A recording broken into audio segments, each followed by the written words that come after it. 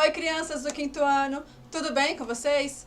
Hoje nossa aula será de português, tá? Vamos começar com a revisão, tá? Se quiserem acompanhar no livro de vocês aí, mas eu não vejo necessidade, tá? Vamos revisar o que já estudamos desde a página 2 até a página 21. Bora lá, ó. Começamos com poema. Lembram disso? Poema é um texto literário formado geralmente por versos e estrofes. Depois nós vimos o poema visual. É um texto poético que une palavra e imagem, ó. Se vocês observarem, tem até aí uma imagenzinha, né, de um poema visual, tá? Depois nós vimos o que era conotação e denotação. Conotação é o sentido figurativo e a denotação, o sentido real. Vamos colocar em uma frase aí a palavra pedra. Em conotação, ó, seu olhar é de pedra. Você tem um coração de pedra. E no sentido real, denotativo, coloquei uma pedra no jardim. Eu corri e tropecei em uma pedra. Deu para entender? Depois nós vimos, né, que algumas palavras elas são formadas pelo acréscimo do em com M ou em com N no início da palavra primitiva e do esser no final dessa palavra. E aí nós temos dois exemplos, ó. Doido é a palavra primitiva. Se eu acrescentar em no início e esser no final, fica endoidecer. E temos outro exemplo, pobre, empobrecer. Lembram disso? Pouco depois, nós vimos o que era hiato, certo? Hiato era quando duas vogais estão juntas, porém em sílabas vizinhas, né? Em sílabas separadas. Temos o exemplo aí, saúde e poema, né? Ó, sa-u-de, poema. E aí tinha uma regra especial. Lembram disso? Nós até copiamos no caderno. Acentua-se a letra I tônica sozinha ou seguida de S, formando hiato com a sílaba anterior. Saída, faísca. E temos uma exceção, né? Toda regra tem uma exceção. Se o ir for seguido de NH, ele não é acentuado. A gente tem aí como exemplo rainha, né? Ó, rainha, tá? É seguido de NH, não se acentua. Beleza? Como nós vimos o hiato, eu aproveitei para relembrar o que era encontro vocálico, né? Que são agrupamentos de vogais e semivogais sem consoantes intermediárias, né? O que era uma vogal? A vogal são sons vocálicos mais fortes e que dão base para a existência da sílaba. Já as semivogais, elas não são pronunciadas com tanta intensidade como as vogais. Geralmente são as letras I e a letra U, tá bom? Se vocês lembrarem, é só lembrar de pai. Ó, tem o ai. Qual que eu falo com maior intensidade? A letra A. E quase não sai o I, fica pai. Beleza? E aprendemos que existem 3 tipos de encontros vocálicos. O ditongo, o tritongo e o hiato. O hiato nós já estudamos. O ditongo era quando é o encontro de uma vogal e uma semivogal ou uma semivogal e uma vogal numa mesma sílaba. Tá bom? Exemplo, doido. E o tritongo é uma sequência formada por uma semivogal, uma vogal e uma semivogal. Sempre nessa ordem, numa sílaba só. Exemplo, Paraguai. Ok? Beleza? E aí, nós também demos ênfase à sílaba tônica. São tudo revisões lá do 4º ano. A sílaba tônica é aquela sílaba que ela é emitida com mais ênfase, sendo que em cada palavra há apenas uma sílaba tônica. E elas são classificadas de acordo com o local que ela ocupa na sílaba. Elas são classificadas em oxítona, né? Quando a última sílaba é tônica, né? Exemplo, metrô, café. Paroxítona, quando é a penúltima sílaba. Exemplo, cavaleiro, caráter, ok?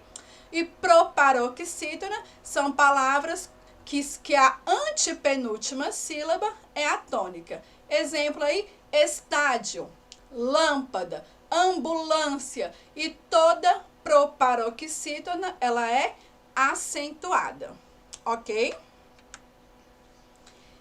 E aí, agora, nós vamos entrar num conteúdo novo, né? O gênero textual, resenha, tá? Peguem o livro de vocês, abram lá em resenha, na página 22. E aí ele fala bem assim, ó, resenha. Que livro é esse? E aí ele traz uns questionamentos para vocês. Olha só quais questionamentos são esses. Como você escolhe um livro para ler e um filme para assistir? Como é que vocês escolhem? É pela capa? Pelo título? Pela imagem? Porque alguém falou? E aí, como é que vocês escolhem? A 2, ele fala bem assim: você confia nos colegas para indicar livros ou filmes para você e por quê? Vocês confiam quando alguém indica um livro para você ler, um filme para você assistir? Vocês confiam em alguém assim? Por que que vocês confiam? Pensem aí. E a 3, né?